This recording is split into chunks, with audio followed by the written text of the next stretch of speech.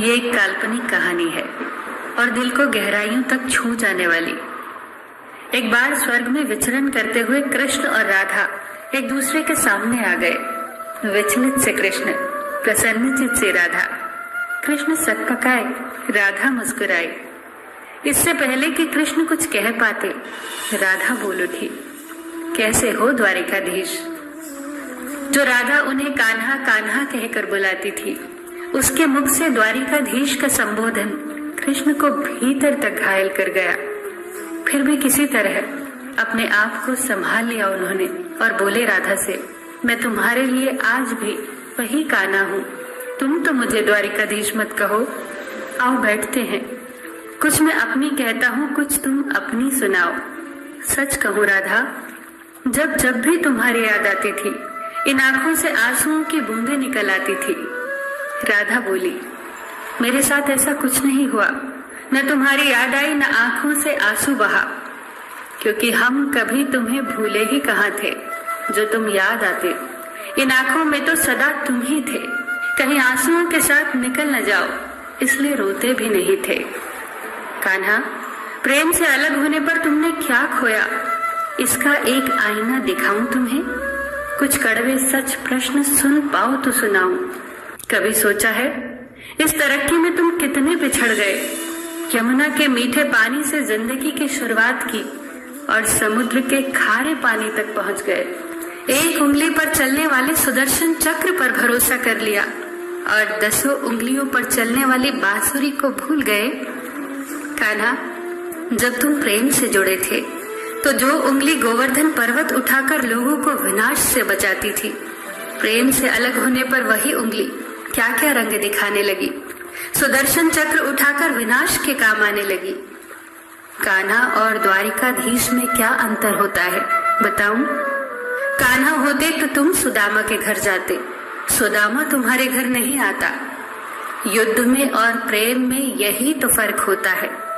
युद्ध में आप मिटाकर जीतते हैं और प्रेम में आप मिटकर जीतते हैं। कान्हा, प्रेम में डूबा हुआ इंसान दुखी तो रह सकता है, पर किसी को दुखी नहीं कर सकता। आप तो कई कलाओं के स्वामी हो, स्वप्न दूर दृष्टा हो, गीता जैसे ग्रंथ के दाता हो, पर आपने ये क्या निर्णय लिया? आपने अपनी पूरी सेना कौरवों को सौंप दी और अपने आप को पांडवों के साथ कर लिया। सेना तो आपकी प्रजा थी, राजा तो पालक होता है, उसका रक्षक होता है। आप जैसे महाज्ञानी उस रथ को चला रहे थे जिस पर बैठा अर्जुन आपकी प्रजा को ही मार रहा था। अपनी प्रजा को मरते देख आप में करुणा नहीं जगी, क्योंकि आप प्रेम से शून्य हो चुके थे। आज भी धरती पर जाकर देखो, आपकी द्वारिकाधीश वाली छवि को ढूंढते रह जाओगे। हर जगह, हर मंदिर में मेरे ही साथ खड़े नजर आओगे।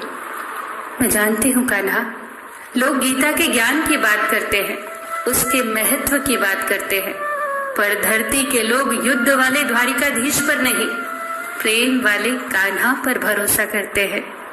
गीता में मेरा दूर दूर तक नाम नहीं है, पर आज भी लोग उसके समापन पर राधे राधे कहते हैं। ये कहानी काल्पनिक जरूर है, पर इसके भीतर छिपी सीख बहुत महत्वपूर्ण है। श्री कृष्ण के पास कभी किसी प्रश्न का उत्तर ना हो, ऐसा तो हो ही नहीं सकता, परंतु राधा द्वारा लगाए गए प्रश्न चिन्हों पर कान्हा मौन रहे। यही तो है प्रेम में समर्पण का भाव। पराक्रम में हमें हर किसी को हराना होता है, तब भी हम जीत कर भी हार जाते हैं, परंतु प्रेम में एक ही कईयों का दिल जीत लेता है। सही कहा है कि छोटी सी उंगली पर पूरा गोवर्धन पर्वत उठाने वाले भगवान श्री कृष्ण छोटी सी बांसुरी को दोनों हाथों से पकड़ते थे। फिर मिलेंगे दोस्तों अगली कहानी के साथ। तब तक के लिए अपना ख्याल रखना और हमेशा मुस्कुराते रहना।